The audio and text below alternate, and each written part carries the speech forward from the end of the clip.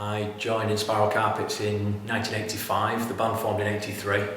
I joined a couple of years later at the tender age of 14, and about a week after I joined we did our first gig at the Boardwalk nightclub in Manchester, and we went down there from then on, played there every couple of months, and it was pretty clear to us even back then in 1985-86 that there was a definite scene emerging in Manchester. There was a lot of bands that we got to meet that were hanging about there and also rehearsing the Cellar. Members of the Stone Roses, the Happy Mondays, who were rehearsing there, bands like the Bodines, and we really felt that there was a strong Manchester scene emerging, along with what Tony Wilson was doing with the Factory Records and the Hacienda.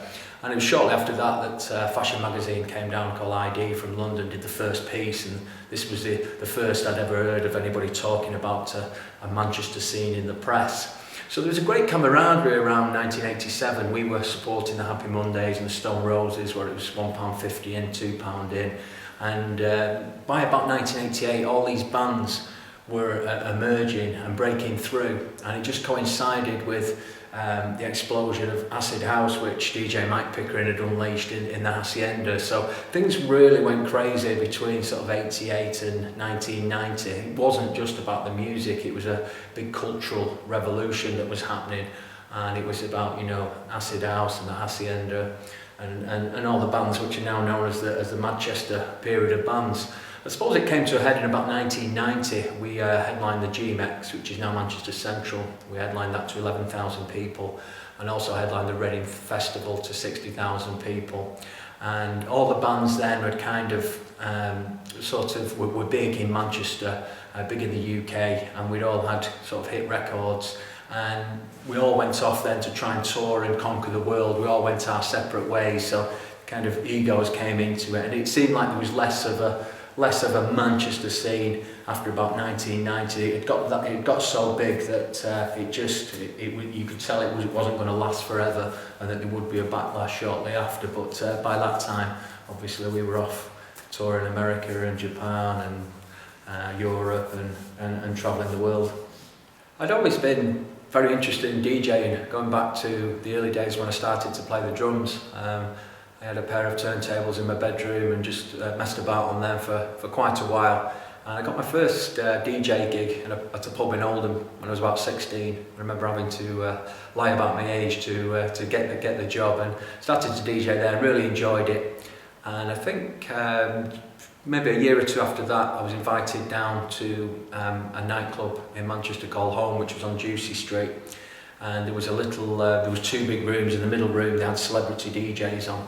I was invited down. I think the promoters were quite surprised that I could actually play. I think few of the people they'd had down before, celebrities, had kind of been sick on the decks and broke the equipment and things like that. So I was invited down on a regular basis to sometimes to babysit the guest DJs. Sometimes they would just hand me records and say, play this, play that. So it became a bit of a sort of resident DJ there. And then I knew a couple of people at the Hacienda. And when the Hacienda decided they were going to relaunch a student night there on a Tuesday night, I was asked to spearhead that, and I was invited down, and that coincided with the emergence of Britpop, bands like Oasis and Blur, and we kind of capitalised on that, and it was a massive success. Within a few weeks we were pulling over 1,000 people every Tuesday, and from that success then we took the Stone Love Night on tour around the country and did residencies at nightclubs like Cream in Liverpool. Went all over the country with it, but it really took off. Unfortunately, that was 95. The club closed very suddenly in 97. I think I found out on the Monday night. I thought I was DJing there on the Tuesday, and I found out on the Monday night that it gone into receivership and that the club was finished effectively. So we moved over to the Boardwalk. I began a new night at the Boardwalk on a Saturday night.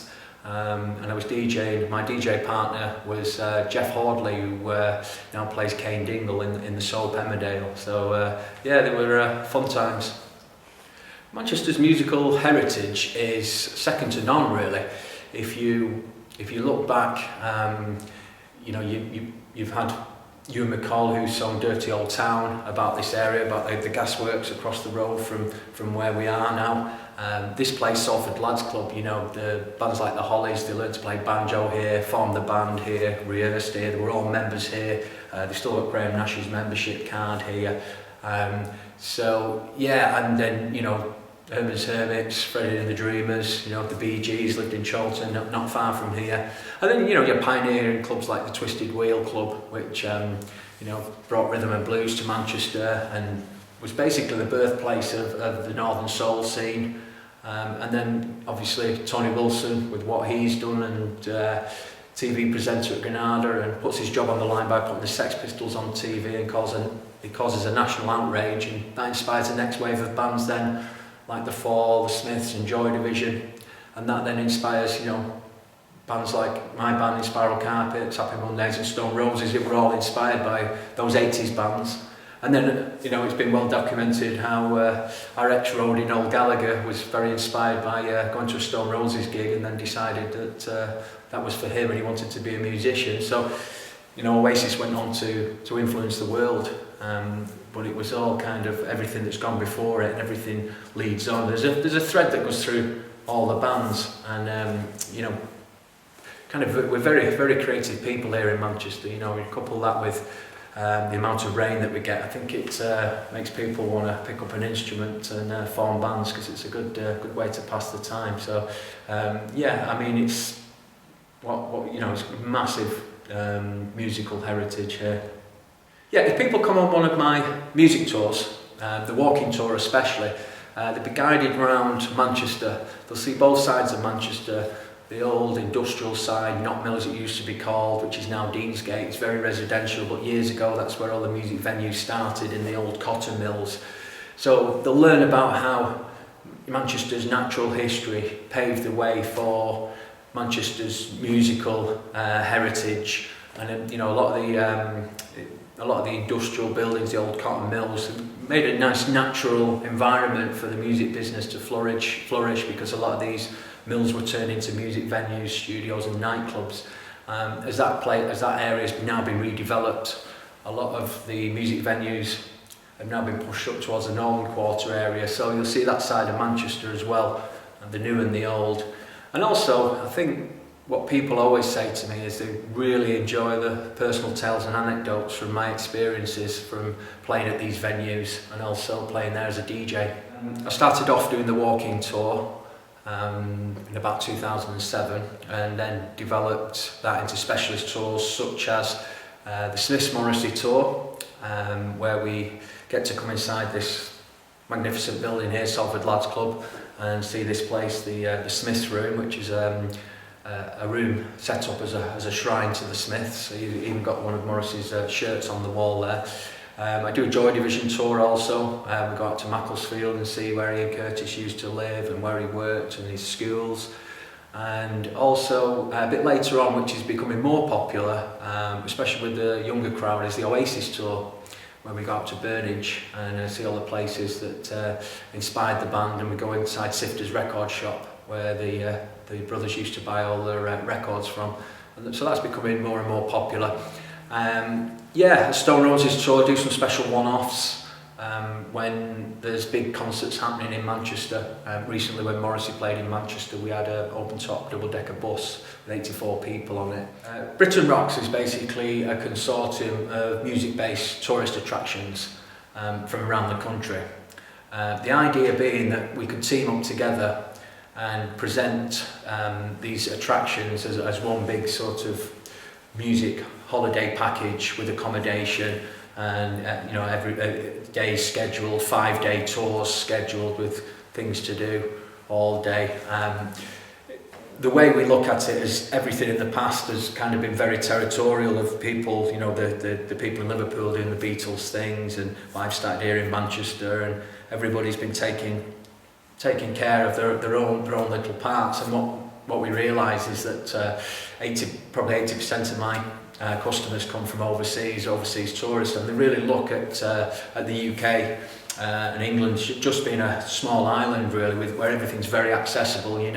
Liverpool's 30-40 minutes down the road, and you can get the train to London in 2 hours 15 minutes. So it's really accessible for these people that come from really big countries, so they really do see the UK as a small sort of package. So it's just presenting that to people and making it more appealing. And also, if you think that what we've got here, Manchester, you know, it's a cult city with all these great cult bands such as Joy Division and the Smiths and Oasis, which we've named, and then you know you've got Liverpool, and you know what the Beatles have done for their economy is fantastic, and they've got a wider appeal, and then obviously what London's got.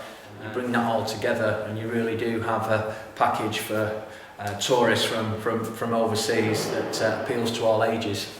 I love the way the Northern Quarter now has become a hub for music, with all its record shops and great music venues.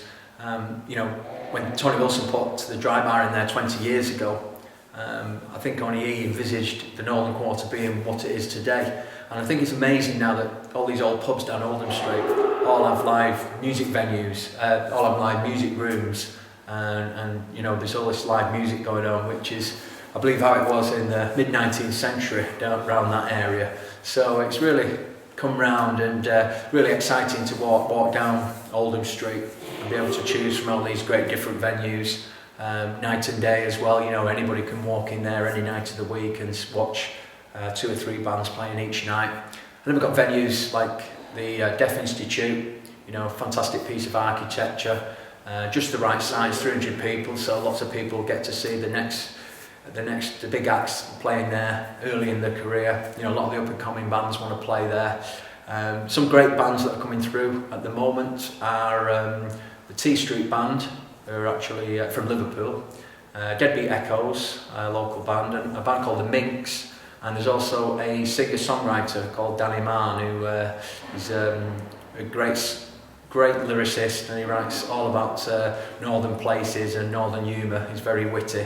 He actually performed in this room a few weeks ago at the unveiling of the mosaic behind me, and he did a few Smiths covers. There was about 50 people in this room, and he went down really well, so they're some artists to look out for.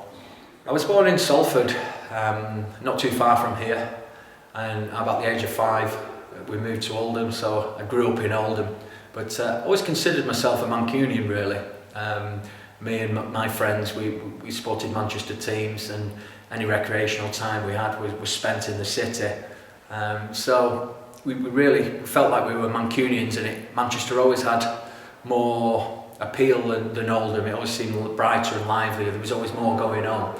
As I've got older now and got a family, I now live in Saddleworth, and really appreciate its rural beauty now, and I really like the village life with its quaint village traditions, like the Rush Cart Festival, also the Whip Walks. The band contest is really big. If anybody gets the chance to visit Saddleworth while that's going on, it's fantastic, the whole weekend.